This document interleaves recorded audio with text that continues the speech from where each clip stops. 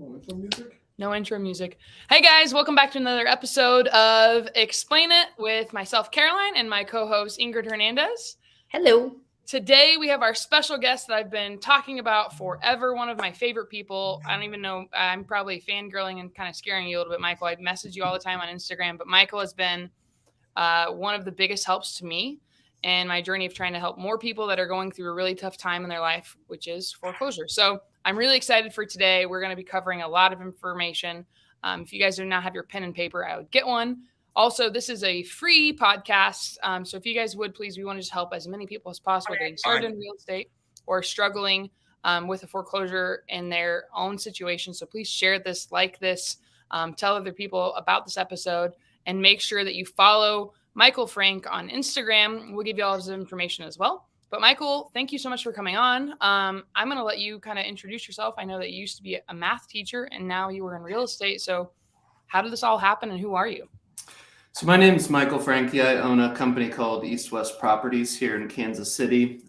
Currently, we do around 150 deals a year, but it didn't start that way, not at all. I came into real estate after I taught 3 years. I taught geometry and algebra to 9th to 11th graders. So that's actually a harder sell than getting people to sell their house at a discount. I can tell you that.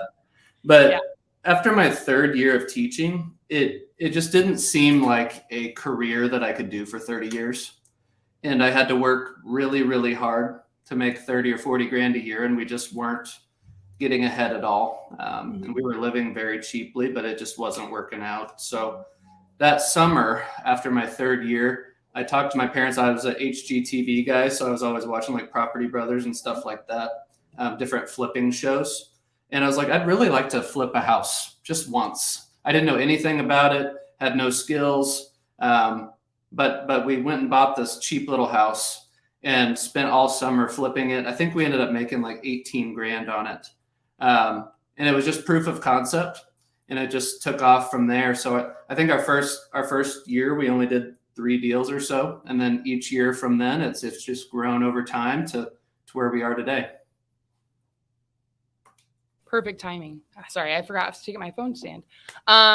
Okay, so you were a teacher. You don't do as many flips now, I believe. You kind of reeled back on flips. You do a lot more wholesale. We don't do too many flips anymore. We mostly just flip paper around.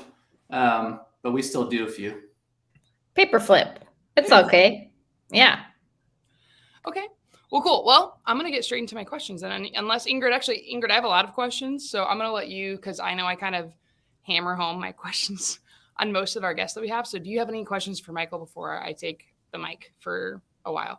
I did write a couple of questions. I did prep for the podcast, but I think they're more once we get to the logistics of some of the things that you're doing, especially for folks who are not familiar with the foreclosure process. I think it's funny because we generally say somebody who's in foreclosure. Technically, it's somebody who's in pre-foreclosure. Foreclosure means it's post the auction date. And so just some of the nomenclature around it. And yeah, I'm excited to talk to you. I have a soft heart for people who've had education background. I was a special ed aide for a good year and was able to witness some of what is really a tough and often rewarding job. But, it was when I was like 20. So it was about 20 years ago.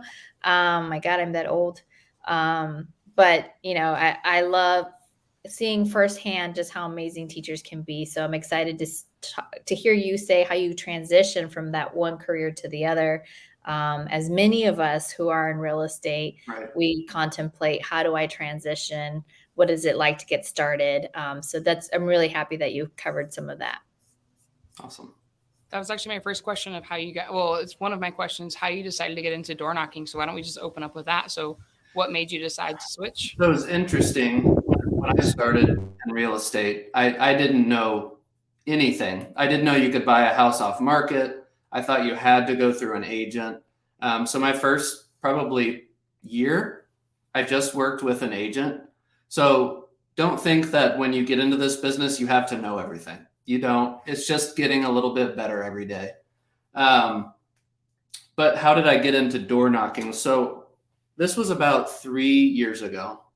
And at that point, I had capped out at about 3 deals a month. I was doing a lot of the driving for dollars and some of the normal things that still work. That's what I was doing, but I was capped at 3. And I was at home. I had no leads. I had no appointments. And my wife and I actually had just had an argument, and I was just kind of mad and wanted to get out of the house. So I looked on Zillow, and there happened to be this auction house that was like a half mile from my house. I had no idea what it was or anything like that. So I just went on a walk, and I went over to the house, and I knocked on the door, and I was like, I had no idea what I was doing. I had no script. I had nothing. I had no knowledge. I just went and took action on something. So I knocked on the door and I said, hey, Mr. Seller, I saw that there was an auction on this in a few weeks. I just wanted to see if there was anything I could do to help. And he just unloaded all of the stuff that was going on in his life and invited me in, and we walked through the house, and he was like, we'd really like to sell it. This place is too big. This is kind of what we're wanting. So I'm looking it up on Zillow. He wanted like $150,000 for it. It was probably $350,000 house fixed up. And I knew in my head it was a good deal. And so at the end, he was like, look, we're just going to pray about it and come back tomorrow at the same time. So I did. I came over, we signed the contract, and I ended up wholesaling that thing for $50,000 profit. Nice. So then I'm just processing all that in my head. Like, I had nothing going on. I saw this auction site. I went over there and I made money out of thin air. And it was just blew my mind. And what's funny is after that, for about 3 or 4 more months, I didn't pursue foreclosures at all. It was just kind of a one-off. I kind of went back to what I was doing, and it was the same results, 2 or 3 deals a month. And then I went and did it again a few months later, and it was the same result. So then that's how I got into it and started dabbling in it. So who were you focusing on before you decided? It was largely, driving for dollars. I had an agent that I worked with, and we were submitting MLS offers, and we'd get a deal here and there, but they weren't deep deals by any means. She would always inflate the ARV, underestimate the repairs, and we broke even on a lot of deals at the very beginning. So. Yeah. So I'm curious. This is a lot because this morning, I do Zooms and I help people and we talk about rapport. And I was just telling people you can get that information, pre-foreclosure information. You said an auction site. I'm sure you can go to auction.com, a bunch of places. But what I've heard is the best places to go to get this information is directly from the county. Would you agree? I would agree. County. So I had a lot of people saying, well, how do you get that information? I call my county recorder's office and they're like, figure it out. It's on the website. And I called a woman. I'll have to grab it and cut it up because I built rapport with her and we talked about her Starbucks order and her coffee. And I just treated her like a human being and we had a 12-minute conversation about how to pull the records. And she was very kind and helpful. So when you were talking to these homeowners that are in a complete denial sometimes, I'm sure, what are the cycles, I guess maybe you might say, or the conversations that you're having with these homeowners, and how are you getting them to open up to you? And how are you because it's a very delicate situation. They're probably very embarrassed. So to have success with this, there has to be a level of empathy that is real within you. I learned a lot of that from teaching. A lot of the kids that I was teaching, they had very rough home lives, and they would take it out on me. So you'd have to be, very gentle and understanding of the situation and learn how to ask questions and learn how to listen and turn that situation around. So I think I learned a lot of that from teaching. But, how I approach it is very simple. When I go to the door, it's very direct.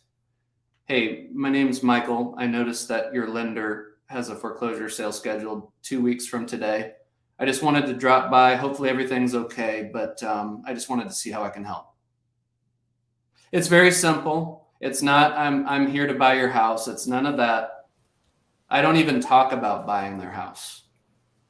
Okay. I love it. It's super kind and it's about them, not about you. Yeah. Never about me. And then a subtle thing. I always people will say, your house has a foreclosure sale. instead, because then it automatically puts them on the defensive that you think it's their fault or something like that.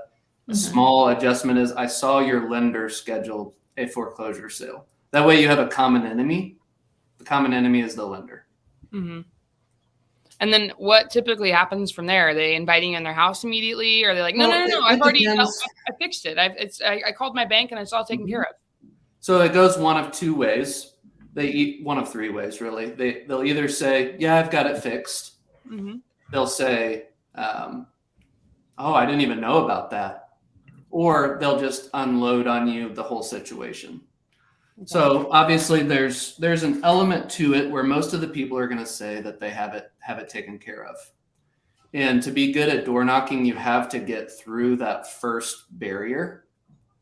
So someone's going to say, yeah, I have it taken care of. And most people will be like, oh, okay, well, I'm glad you got it taken care of. Thanks for your time. Mm-hmm.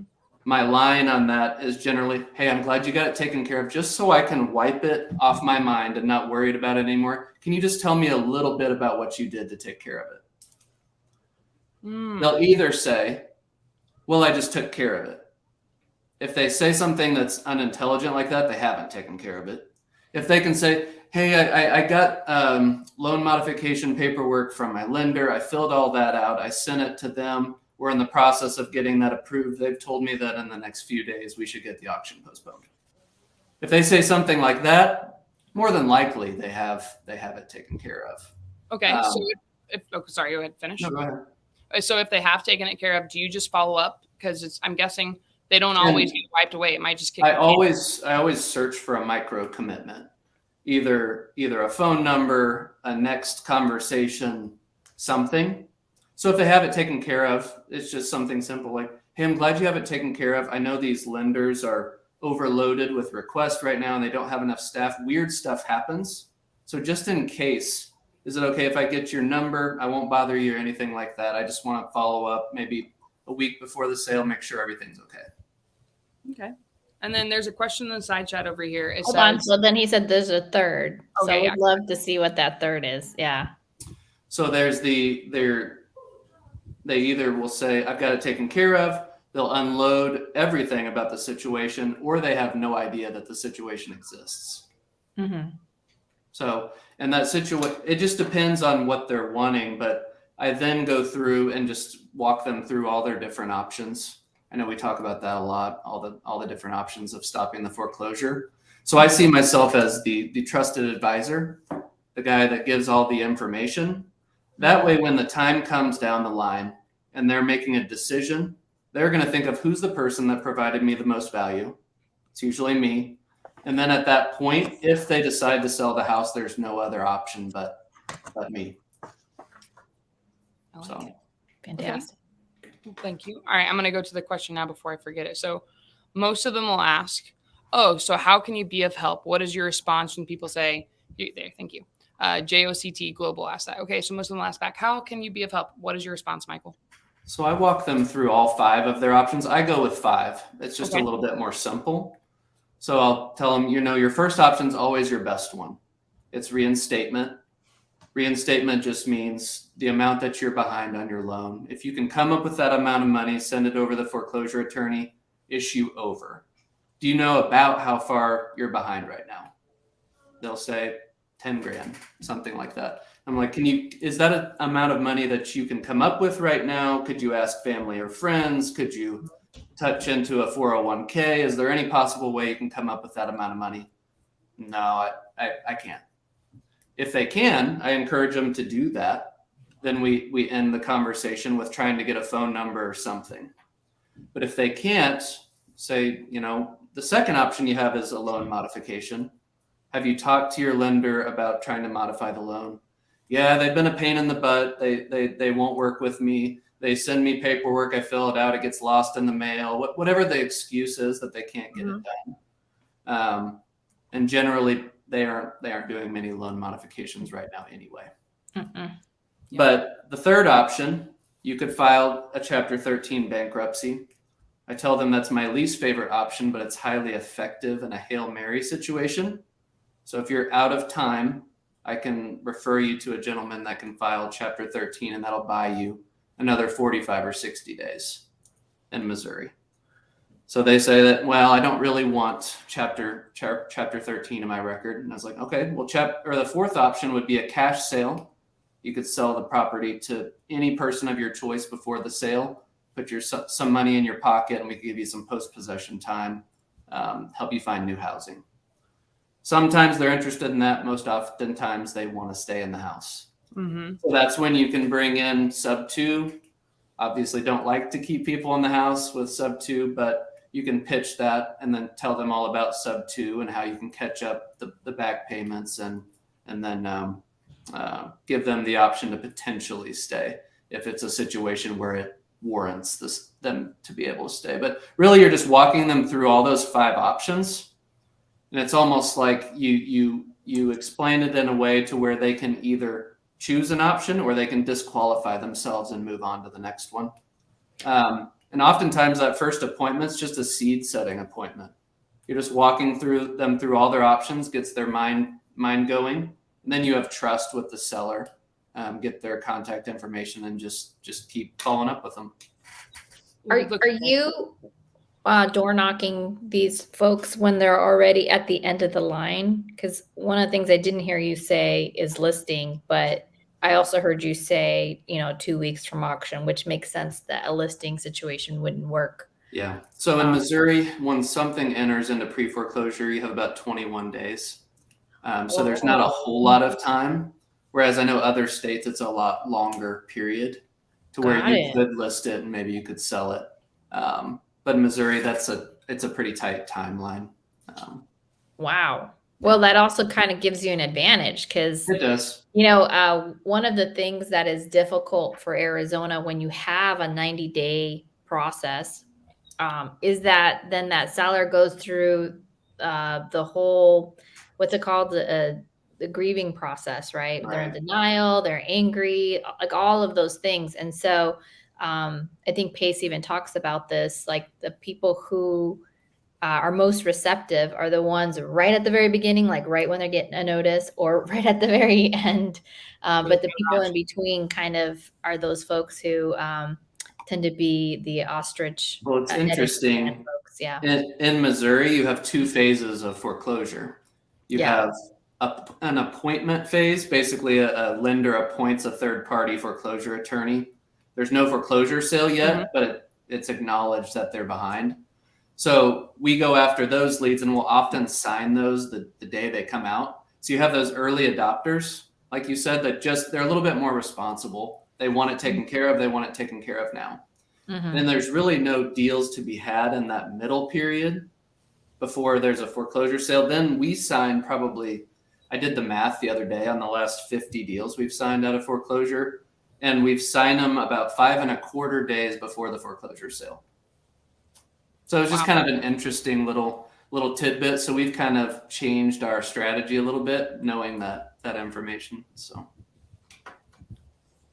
that's fascinating. So another question I saw over here on the side chat, Jesus said, how do you deal with a homeowner that gets aggressive for you passing by and knocking on their doors? How do you deal with these? So if you door knocked on somebody and they're just kind of like, F you, don't bother me. I think their response is largely hinging on how you approach it. If you come up to the door and say, hey, there's a foreclosure sale, I'd like to give you a cash offer. Most of these people don't want to sell their house at the beginning of the process. So they're just going to say, F you, leave. If you approach it as you just are there to help, hey, my name is Michael. I saw you had a foreclosure sale coming up. Is there anything I can do to help? That kind of lowers the guard. That doesn't mean that they're not going to cuss you out or anything like that. But my experience door knocking thousands of houses, that really doesn't happen if you come at it in a genuine way that you want to help them out. Gotcha. Yeah. One of the things I love about, because I pay attention to your Instagram, I know you said you're kind of going quiet and you're not messaging people or turning the notifications on, but you do a really good job just for everybody on here. Michael has clients that even if he doesn't buy their house, he helps them save it. They all leave a review on his Google page, and you have some of the best Google reviews I've read of any business. Like, you truly help these homeowners that are going through a tough situation. So you open up, you ask them if you can be of service. Are you telling them that you are wanting to buy the house in that first conversation? No. Okay. I mean, at the very end, I'll basically tell them, look, I'm just here to walk you through these options. I have no agenda at all. I would honestly prefer you to save your home, because I personally almost experienced foreclosure in 2014 when I was a teacher. I knew how that felt, and I knew how scary that was. So I have those real feelings of wanting them to save their home. So I let them know that I want you to save your home. If for whatever reason you need a backup plan, that's all I'm here for. I like that. I love it because you're sitting in, I'm sorry. I was going to say, I love that you're setting intentions, right? I think a lot of people who get into this business, and I say a lot, I'm not saying everyone, they see it as a money grab instead of a service, where if you think about service first, it's how do you help them? And even if that means you spend time, you invest time, and that investment of time means you walk away with nothing as a result, except maybe a heart full of happiness. Because there is an exchange even in that energy exchange that happens when you help someone and you get nothing from a monetary perspective. You come back and you feel like a better human. I feel like I've experienced that. And if you're really genuine and have the right intentions when you're doing something like door knocking, I really do feel it fulfills you. Oh, 1,000%. The emotional income for me is just as good as the actual money. But the real secret to being successful in foreclosures is being able, when you're in those situations, to detach yourself from what you want. If you can go there and just be like, Michael does not care about money. Michael does not care about contracts. All I'm here for is to serve. If you can do that, that's when you win. Become a nun. Become a priest. Struggle are there for themselves. Just kidding. I know you're anti-religion. No, I that's actually, I thought you were going to say become detached a little bit, because 2 weeks ago I was trying to help a family with kids, and I called Ingryd on it, and I was like, oh my gosh, like the husband broke his back, and he was out of work. The mom was out of work, and they had 2 kids. So they took one of my door knockers on our team, door knocked them, set up a call. I called them, and their auction was 2 days from, it was a Sunday night, and spoke to them at 9:00 on a Sunday, 9 p.m. And on Tuesday, I was like, well, you guys were denied a forbearance. You guys were denied a loan mod. Can anybody lend you any money? And I'm like, well, my cousin can, but he really can't because he needs it for his business. And I'm like, I don't see any choice you guys have but, at this point, to potentially sell and see if you can make any money. Because I was just told not to recommend bankruptcies, because that can be, you can get into a situation where if that seller comes back, they don't want that on their record. Never file it yourself. Yeah. Don't be a lawyer. So, in real estate speak, or in licensing speak, we usually say be the source of the source, so that you're not necessarily the direct. I do not like going down that path. It's a Hail Mary thing. Like if they come to me and it's like 4:00 in the afternoon and the sale's the next morning at 9:00, it's going to be hard to get a postponement. So I'll refer them that guy who can do what I call the magic. Yeah. And then I guess we're able to postpone and potentially like help them get something for their house instead of nothing. Yeah. But it was just eating me up. I called Ingryd and I'm like, I'm having a hard time doing this door-to-door stuff because I saw the kids. Now they're not answering. I went back, I door knocked them 3 times the final day before the auction, and you're just kind of SOL. And I was like, oh my God, these poor children are going to be shut out of their home. So sometimes I'm too empathetic and I can't help. And it's really hard. So I feel that. I'm being detached because, man, I was like, I need to bring them groceries. Like I need to go check on them. And I felt awful. So I thank you for all the pointers you've given. I need to just do a better job. If I got to sometimes just keep it, hey guys, I got to shake you and let you know that things can get rough. Ingryd, I'm guessing you read this, so I'll let you take it away. Yeah. On batch leads, there's a notice of rescission. Does that mean that the homeowner is in good standing and no longer in pre-foreclosure? I'm not as familiar with batch leads, so I don't know. No, I don't use batch leads. I'm not familiar with that term, actually. Yeah. That could be. Maybe they have their data up to that point to where, they have it, they see that it's postponed or something like that. But yeah, I'm not familiar with that term. Michael, when you door knock and somebody's not there, what are you doing?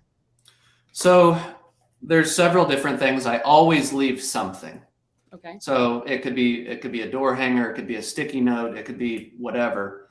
But if they're not there, the main source of information isn't going to be, or the main source of deals is not going to be your sticky note. It's going to be the neighbors. Okay.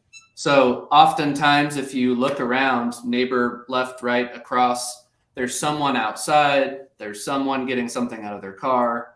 Go door knock their house. Hey, I noticed your neighbor's going through some financial stuff. Do you know them? Is there any way I can help them out? And then one of the neighbors usually knows them pretty well. Mm-hmm. And they'll give you some information or a phone number, or they'll say, like, I have an example of a deal to where I signed it. I door knocked this house. It had crazy amount of equity. I think he owed like 110 on it. It's probably like a $450,000 house, something like that. Wow. So I noticed the neighbor, the door was open. So I went and knocked it and I was like, hey, your neighbor's going through some stuff. Do you know them at all? Are you friends? And he's like, well, we're not really good friends, but he works from 3 to 11. He works that mid shift. Come back at like 11 tomorrow. That's usually when he's up and around, and he'll be there. So I came back and knocked it, and sure enough, got a hold of him and signed the deal. But it was that piece of information from the neighbor that told me when to come back. So if you're there at the house, of course, leave some promotional material, but mm-hmm. the neighbors are going to be your biggest source of information. Yeah. And that's fantastic. We also tried that tactic when we were out and about. So I definitely agree with that. Somebody did ask about the sticky notes. So I'm glad you answered that. And these homeowners are getting butchered with calls. So the reason we're talking about door knocking today is because that differentiates you. Yeah. It's something that people have a harder time committing to doing. So usually the most committed wins. Like mm-hmm. Usually the most, the people who are going to pound the road, as they say, are the ones who will find better conversion rates. But I think combined with the right intention, as you mentioned, Michael, those are the ones who are really going to be successful. Right. Have you seen any referral business from this kind of work? Yeah. I mean, when you treat people right, for sure. I mean, they're going to refer you out to anyone and everyone. But as Caroline said before, we have a pretty big emphasis on getting Google reviews afterwards. And I use that terminology, helped us save the foreclosure, let us stay there afterwards, like all these different things, buzzwords that people are looking for. Mm. And they post those, and we get a lot of business because of the reviews. Like, we went with you because of the reviews, all that type of stuff. But yeah, when you treat someone right, they're going to refer you out to anyone that they know that needs to sell. That's a nugget, and shows you Michael's professionalism, like truly treating this as a business. I love it. Thank you for sharing that. Yeah. This brings up a good one, because I've had it happen before. Actually, I was door knocking. I was like, I got to get home in time for the podcast, because I was going to the houses that were nearby, and the homeowner was not there, but I'm pretty sure it was the homeowner's girlfriend. And actually, I didn't get to send Ingryd this yet. The trustee had the trustee that's doing the auction, taped to their garage the information when the auction was going to happen. So I was like, hey, I'm here, the lender on this, use your line, because I watched from another podcast. The lender has set an auction for this house. And she's like, what? And I was like, is Jason around? Or I opened up, is Jason around? She's like, no, he's not here. I'll call him right now. And I was like, yeah, this is taped on your garage right here. And she like called him immediately. But have you ever gone up to the door and the homeowner's not there? Like, how do you handle that situation? Because are you telling, like, you don't know if they're the homeowner, or maybe they're a child? It's a delicate situation. It really depends on who's there. Obviously, if it's a child, that's an absolute no. We're walking away from the house doing nothing if it's that situation. So if you see children, please don't tell them that their parents' house is getting foreclosed on. You just have to use a little discretion. I mean, you could poke around it. Let's say it's a girlfriend of the homeowner or something, you could just say, hey, is mad around, whatever the homeowner's name is. And no, he's not here. Do you know kind of about the situation with the house? If they generally know, or at least in some regard know. But I don't like to involve family too much too early, but it's delicate. I mean, you kind of got to use some discretion. I don't have a perfect answer there, but you don't want to just lay it all out there. Try to be a little bit delicate. And before we get to this next one, what would you say is too early? Because you have 21 days in Kansas City. So what is too early for you? There's never too early. Like we have that appointment phase that could last a few days. It could last a couple of months.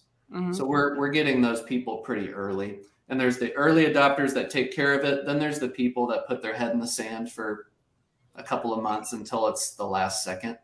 But we're just kind of building rapport throughout, giving them like another nugget. A lot of you are probably sending your marketing as just, hey, this is Michael, want to talk to you about your foreclosure. Hey, do you have an update? Hey, do you have an update? That type of stuff where it provides no value. Try to have each one of your outreaches have a small bit of value, whether it be, Ooh. No. Oh, no. Okay, I thought it was me. I was hoping it was just me because he's like, let me give you the nugget. Oh, no. That's the nugget, guys. You'll have to come back to our next week's episode. We actually told Michael to freeze. You froze on us there. We lost your sorry. nugget. Was that me? Yeah, that was you. We lost you on your nugget. What was it? Perfect nugget. Just trying to provide a little bit of value in every single outreach. So, for example, if you know someone that's in foreclosure that is going through probate, provide them your probate attorney's contact. If you can see that their house has tons of trash in it, provide your dumpster contact. Instead of saying, hey, do you have an update? Send a few of your screenshots of your Google reviews. Just anything that's a little bit more valuable than just a kind of worthless text or call. Kind of adding credibility, and you're helping them in that. Yeah. So over time, they may not answer, but they're seeing those things and they're building up in their mind. So that way, when the time comes, they're like, who was it that's sending me all the better stuff? And then they give you a call. Yeah. So. Okay. A tactical one. When you're out on these streets, knocking, do you have conversations through the ring, the cameras? Yeah. That's kind of an awkward thing. A lot of the people they'll answer, they're at work or something. And they'll call and talk to you through the ring. I wouldn't say generally those yield as much fruit as if you're there in person, but you try to go through the same thing. Go through all their options if they have time. Try to get a micro commitment, phone number, next conversation, something. Okay. Yeah, like set an appointment for the next time, maybe when they're home. Yeah. Okay.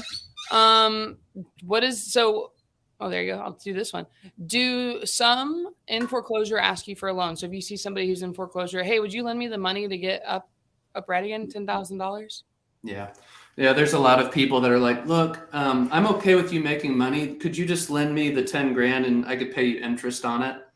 And I just tell them, look, I would love to do that, but we're just not a company that's not our business model. So I don't recommend that you lend people money like that.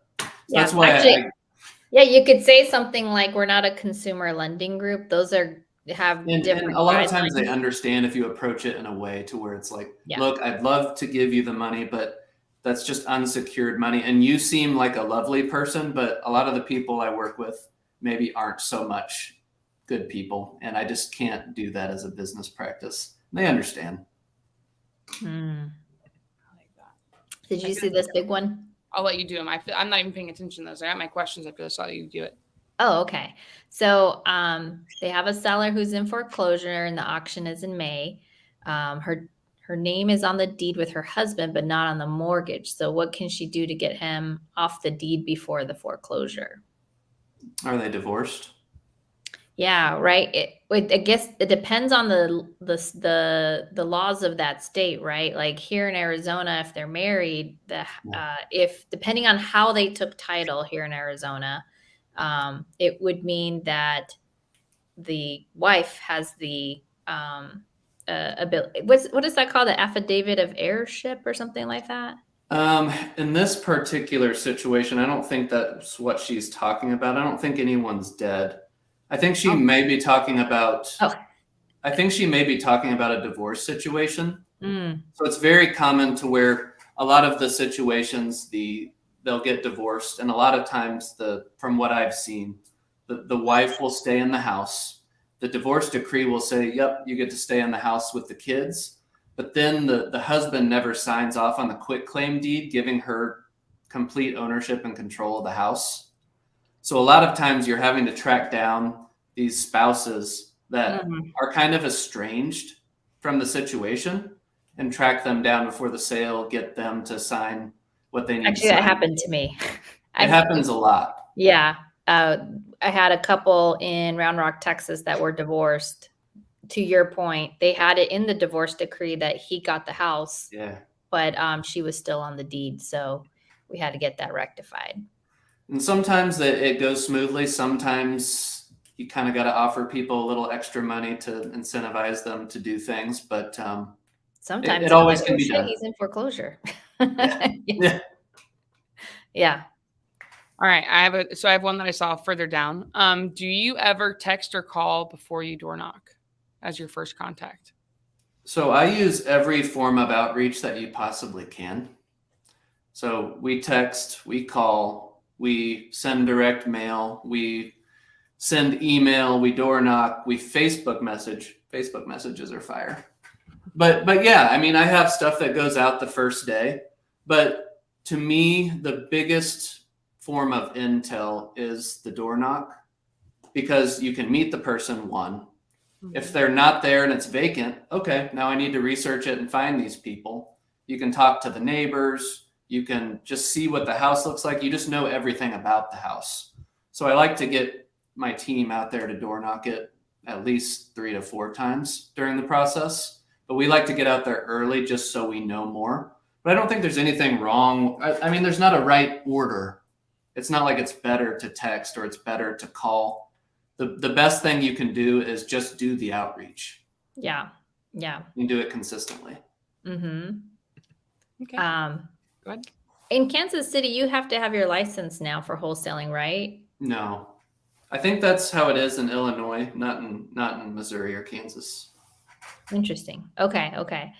So Ryan Smith's asking, if I introduce myself as a realtor, is that a good strategy, or will that raise their guard more? I wouldn't say it's a good or a bad thing. I have my license as a realtor, but I tried to stay more on the investor side of things than the realtor side of things. But I think it might give you a little bit of credibility, but it's hard to say on that.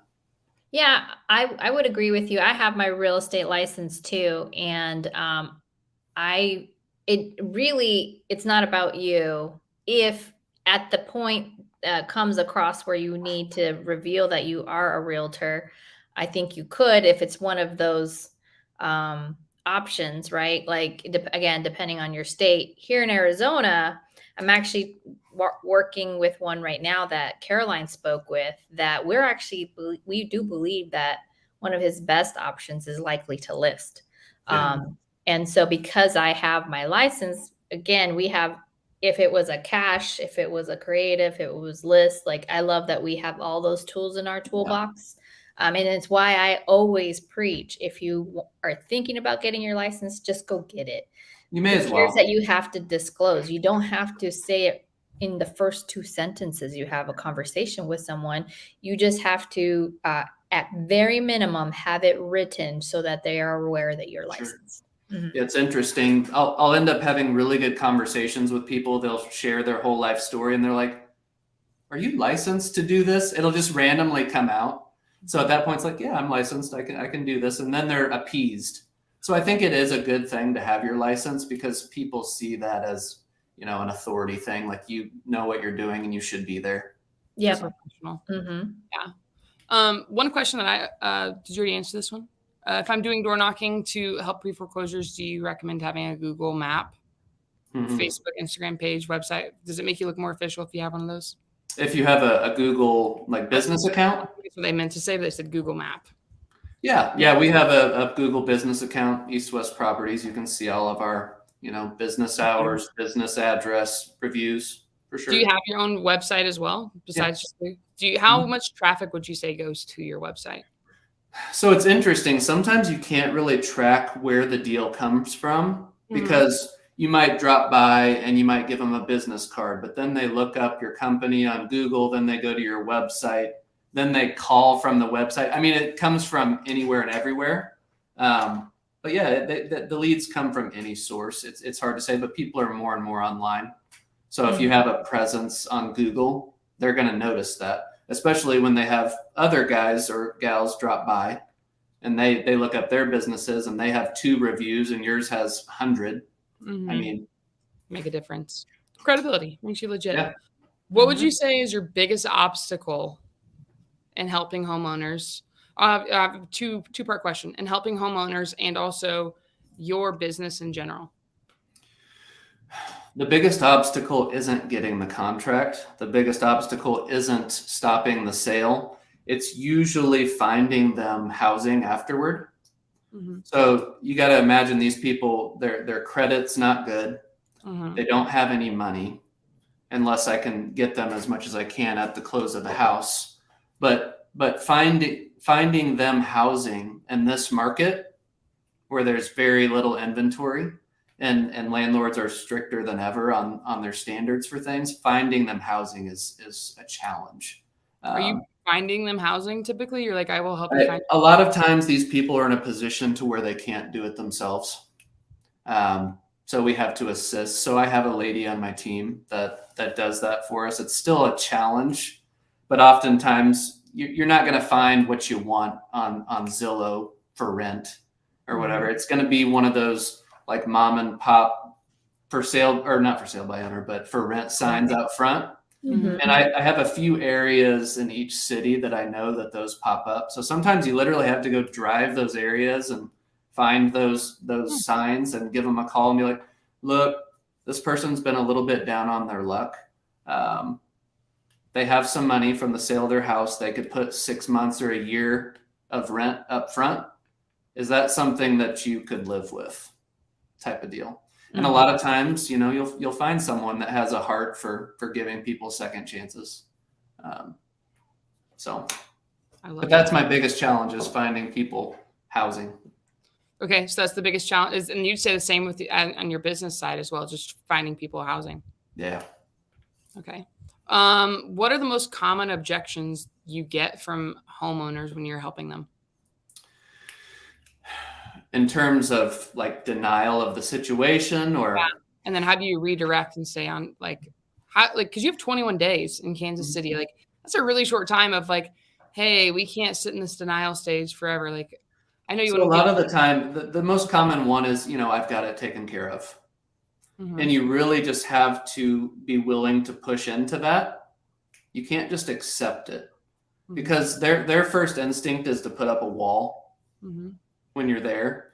So if you can break through that a little bit and try to get them to explain what they're doing, you're going to be able to tell if they're an educated seller and perhaps they don't need you and you can just follow up, or there's someone that really can't handle it and you really do need to push through and help them out. So you have to be willing to push through that first little bit of resistance at the door. You're going to lose out on a lot of situations where you could help these folks if you don't. Amen. The house that Caroline is in, she pushed back twice and I was persistent. And I think back to what you said on your follow-up, I was just guessing that she had a problem with the time that we had on the balloon for the offer I had made. And I was like, that has to be it. Like, it was a freaking good offer. And so I was like, do you have, and that's what she said, please stop contacting me. And then I was like, nope.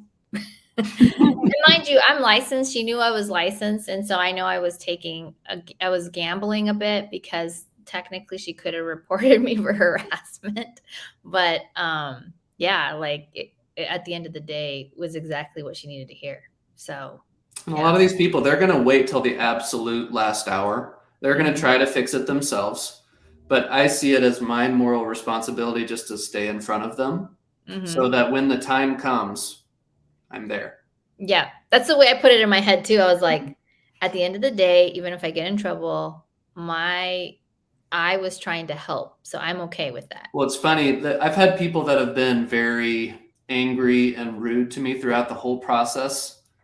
But then I ended up buying the house and they're like, look, I'm really sorry for how I treated you. I was just scared and freaked out and I took it out on you. But I was actually really thankful the whole time that you were reaching out. I just didn't show it. So I think a lot of these people are thinking that way. They're just not going to show you all their cards. And they're stressed and they're overwhelmed. I mean, can you imagine how many people are door knocking them, calling them, texting them, sending them mailers? So it's really stressful. Yeah. I want to be mindful of your time, Michael, because I know you just had a baby boy with little strong croissant arms. I loved your uploaded. So I want to get through a few more of these questions. But Patrick said, do you have a tool for your team to map out the pre-foreclosures to make it the most efficient driving route? And what do you use? So for a long time, we used just a basic Google map, and I had VAs that would plot them on the map. We're actually working on some tech now that's a little bit more sophisticated, some AI stuff that I'm not completely done with, but that made a huge difference. I just had some VAs, they would pull all the data from the local county sources. They would plot them on a map, and then obviously you could see what's up there. And they would actually, it was detailed enough to where every day they would say, okay, these ones came on, I'm putting them on the map. These got foreclosed on or the sale got canceled, I'm taking them off. So our data is really accurate. That way our guys aren't wasting their time where they're going knocking. But yeah, we just had a Google map for a long time and we were able to get hundreds and hundreds of deals. So definitely recommend doing that. Okay. I've been using Badger Maps, just so everybody knows. It's actually pretty nice. You can see when your team is checked in, so you can check the history of their check-in, the notes that they put. So Badger Maps, I'm in my trial period. I'm just going to say this for everybody. There is no perfect software for anything. So just take that with a grain of salt. Don't act entitled when you're using stuff and come back. Don't feel like you have to be perfect. I signed so many foreclosure deals with just a piece of paper with a list of all the addresses. You don't have to have a lot of tech. Yeah. There's another app that I use called Straightaway. You can literally have your list prioritized on like just a whatever visualization, and it'll use OCR. So like you just take a picture, it'll scrape it, and then it'll put it on there. And then you can hit a button called optimize. And so then it'll actually rearrange your route. And these apps exist because we're so Amazon centric. So they're mostly there for folks who are delivering packages, but you can leave notes and be prepared for taking pictures and stuff like that. It'll save it. It's really nice. Yeah. So Marlene asked if they want to try and do a loan mod, do you refer them to a lender? What do you do? Do you help them with their loan mod? What happens? We have a guy in town that's all he does. And we refer those out to him. And then they pay him a fee to do that. Like when I say that I'm selfless on these, we give every resource to these people possible. I genuinely mean it when I want them to save their house. I just want to be a backup plan. So you're giving them your bankruptcy guy, you're giving them your foreclosure or your probate attorney, you're giving them your loan mod guy, every single thing to get them to be able to save their house. And you build up trust by doing that. No one else is doing that. They just start giving cash offers to people. And that's why they're not successful with it. Gotcha. What does that loan mod process typically look like? I actually stay away from it. That's a lengthy paperwork process, and I'm not the paperwork guy. So I try to stay in my lane. I have people that help me at every phase of the way, whether it be bankruptcy or loan modification or loss mitigation. I have someone that does all that for me. My goal is just to be at the house for those difficult situations and problem solving and figuring out logistics and all that stuff. That's where I shine. I'm not the paperwork guy. So I just find people that are better than me at that and let them do it. I love it, Michael, because what you just said is what we tried to reinforce to our audience is stay in your lane, stay focused, because what you focus on expands. Yeah. And so if you try to be the everything for everyone, you're not going to be effective. I saw this really great little tidbit from Isabella. I can't remember her last name. She's really big in Arizona in the assisted living realm. And she said, if you try to do everything, you're actually taking the God-given talent that those other people who could do it better than you, you're taking that away from them. You're taking that opportunity away from them. So stay where your light shines the brightest, and then allow other people the opportunity to shine as well. 100%.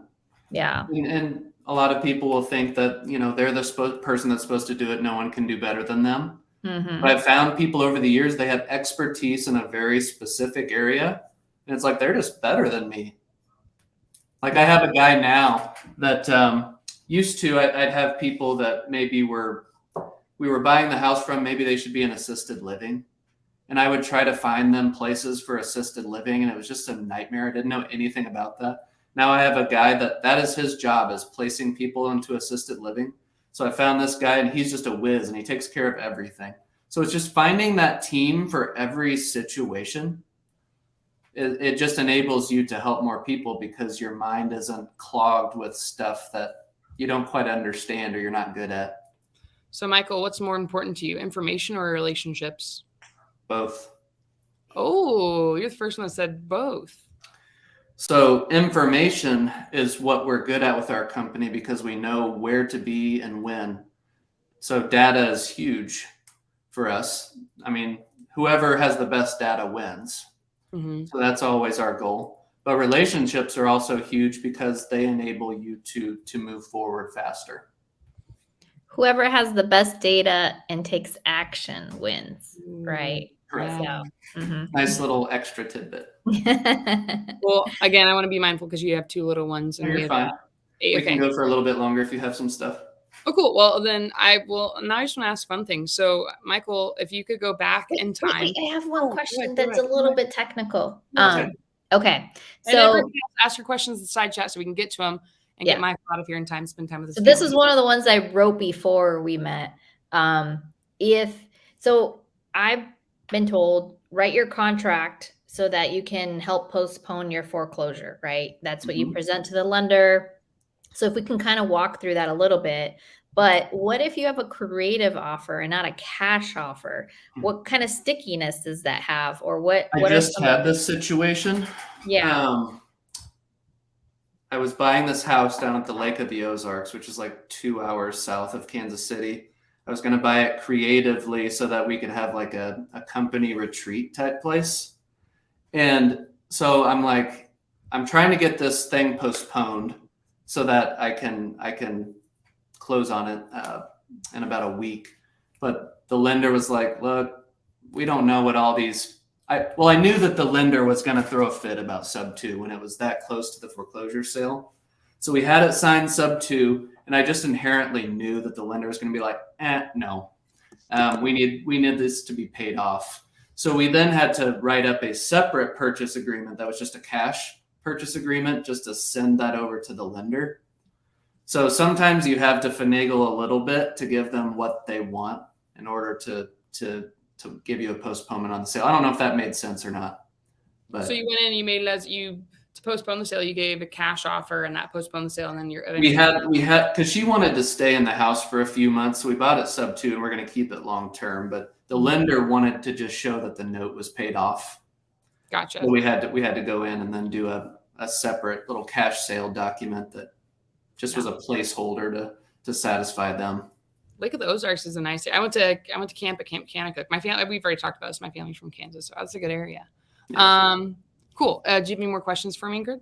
No, the rest. Sorry, you covered a lot of the questions. Hey, did you get any value from this podcast, Ingrid? I did. That's exactly what I was trying to figure out. Like, hey, I have a creative deal. How do I figure it? But what I heard you say is you did submit the creative deal. They didn't go for it. And then you had to kind of figure it out. I actually didn't submit it. I knew that they would throw a fit with it. Just because they made it clear on my phone calls with them that they want the note paid off.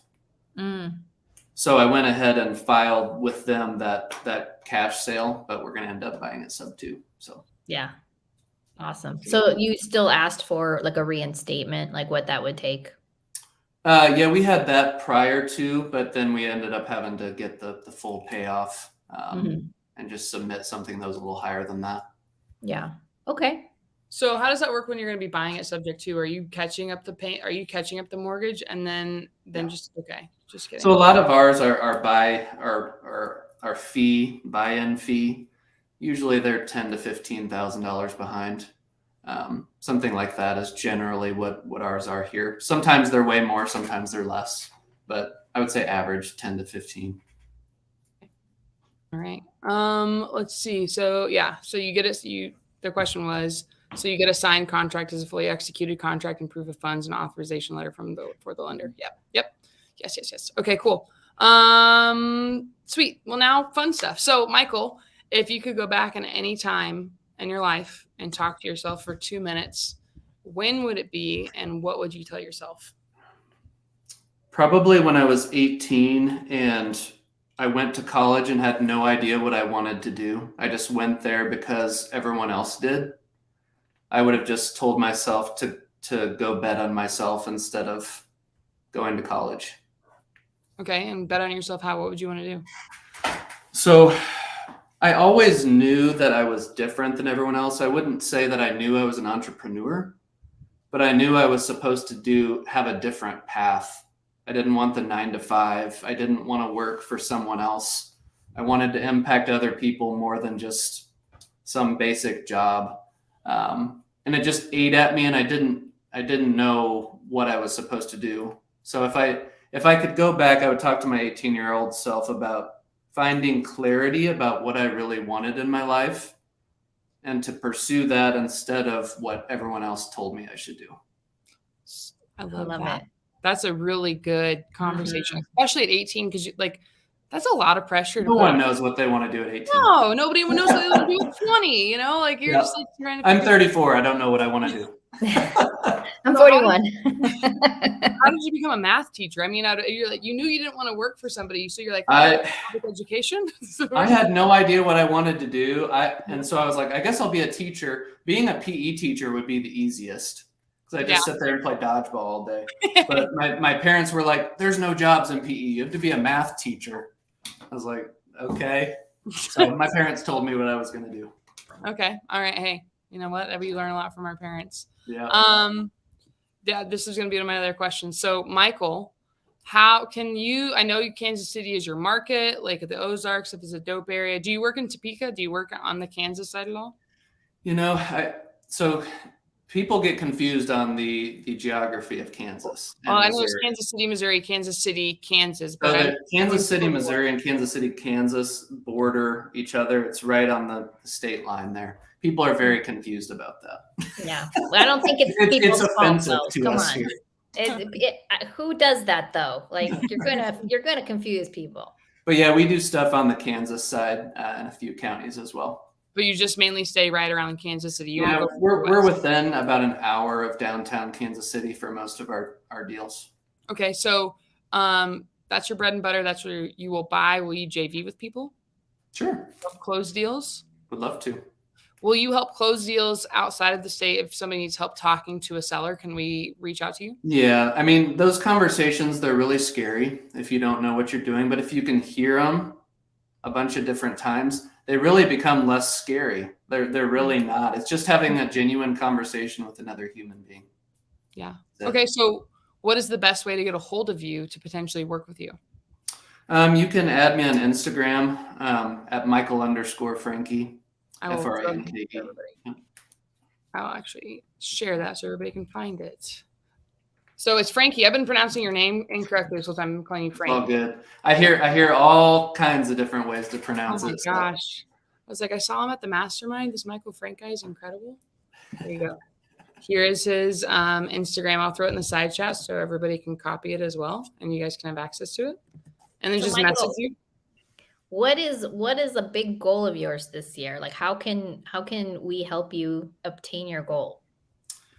My big thing that I want to accomplish right now, Pace has been pushing me to do more content for a long time, and I just have procrastinated. I do my stories all the time, but those are just easy. It's really doing the work of, having a videographer, having an editor, having real dedicated time to that. So that's kind of my goal. So periodically, if you want to encourage me not to chicken out, that'd be fun. Hey, we can do that, and we can help you produce some of the content. I'll send you a contact. Actually, I literally right before this signed on a short form editor for myself. Cool. He asked if he wanted me to edit my podcast. I'm like, nah, man, we're going raw. I don't like editing my podcast. Let it be. I said, instead of that, can you give me more reels, more short form content? And so that's what we negotiated. Yeah. Cool. Love it. I'll send you their info. Awesome. Well, perfect. Michael, I don't have anything else for you. I'm going to definitely hit you up, but if you would, maybe in a month or two, if we could have you back on here and just kind of talk about how maybe the market's changed and what you're doing strategy wise, we would love to have you back. If anybody got value in the side chat, please look at that. Love that. Oh, do you have a YouTube, Michael? That is in the plans too. Okay. Well, I've said this before, just go make the YouTube channel now so you can get your name. I know you're trying to buy the URL. I already have it. Okay, perfect. You did it before somebody else takes it. Well, awesome. Well, guys, find his YouTube. Well, I'll look for it. I'll post it on my Instagram. Go give him a follow. Please like this, share this with other people. Ingrid, do you have anything else you want to say? Rafa asked, just real quick, because I have the same question too, because I read the book Who Not How, and I believe that's where they actually reference collective genius. Yeah. So what mastermind do you highly recommend? I am in Collective Genius. I've enjoyed that a lot. I mean, sometimes before I got into masterminds, I was in an island for a long time. I didn't know anyone else like me, so it's very lonely at times. But when you're in groups like that with a lot of people that are doing exactly what you do, you automatically have a friend group. And you don't have to see them all the time. You just have periodic text calls, Zooms, and it's super encouraging and helps you push through when you're going through struggles. So definitely recommend it. Beautiful. Fantastic. And I think you're actually working on building your own little community where you can help more people. When will we know more about that? How can we join? How can we hang out with people like you? I'll give for a while before I ask for anything. All right. Well, Michael, thank you so much. Ingrid, I'm going to let you close this out. If you guys have enjoyed this podcast, if you want us to continue doing this every week, please put it in your alarm. These bad boys are good. Every week, 4 p.m., put an alarm every Wednesday. Come join us. We hope to continue to have amazing, amazing people like Michael Franke join us. We appreciate you so much for being here with us, providing so much value, answering basically all of my questions. I really do appreciate it. We would love to do business with you. This would be great. And thank you everyone for who was on here. And please remember to share this if you can, and join us next week. Love it. All right. Thank you so much. Bye, everybody.